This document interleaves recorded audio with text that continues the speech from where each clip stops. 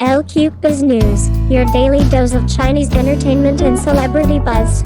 Episode 30 lines up the kind of turning point this series has been quietly building toward. Romance treated with the same gravity as statecraft. He Yan doesn't leave room for misinterpretation.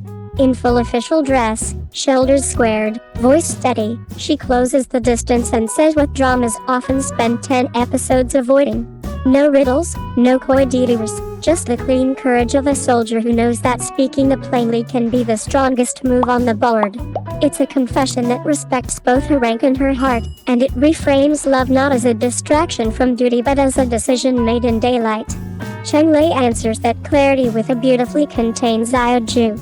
He has always been the connoisseur of restraint in this world, watchful eyes, measured breath, a hand that hesitates before it holds. Here, restraint becomes tenderness.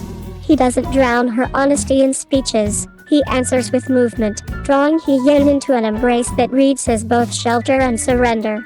The camera savors textures, fabric brushing fabric, the glint of insignia at the shoulder, so you feel how desire and protocol collide when two people in official robes dare to be human.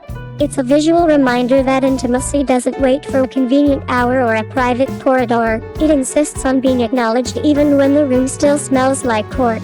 Because this show likes to let air into its big moments, the world promptly intrudes. Just as the kiss is about to land, the melon-eating crowd materializes, family members and curious bystanders half hidden at the edge of the frame. It's a classic bit of comedic timing that punctures the bubble without popping it. Rather than a cheap embarrassment, the interruption plays like a promise. These two won't be granted easy privacy, so their romance will have to keep negotiating space inside a very public life. Legend of the Female General has trained us to enjoy these pivots. 1 second you're counting chess moves, the next you're watching two people trip over their feelings with a smile. The preview also gifts us an elegant character beat, the almost oath. He Yan lifts her hands in a straightforward, soldierly gesture, as if to seal an alliance with a crisp slap of the palm. Xiao Jue refuses to let the moment be filed under duty. He gently redirects that instinct from comradeship to courtship, answering not as a general signing terms but as a man accepting a heart. It's clever writing and smarter characterization. He Yan's nature is to anchor love in something she can uphold. Xiao Jue reminds her that love also asks for a leap.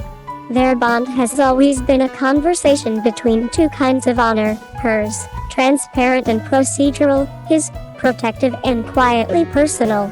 Episode 30 promises to fuse them. Performance details sparkle throughout.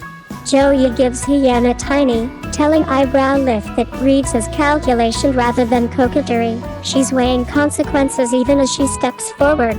Cheng Lei lets warmth slip through composure. You can see it in the way his stance opens, in the breath he takes before leaning in. When the peanut gallery is revealed, he halts with a soldier's instincts and a lover's patience.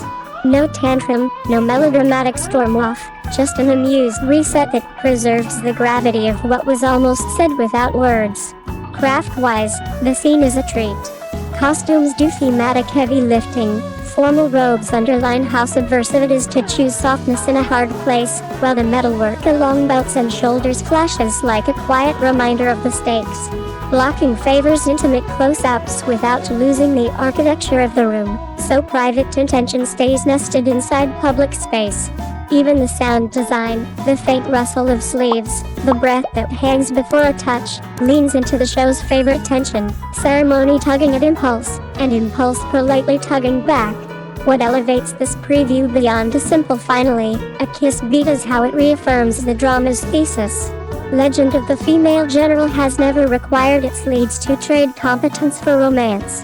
Instead, affection sharpens judgment. He Yan confesses not because she's cornered by plot machinery, but because she reads the field and decides that naming truth is the strongest play.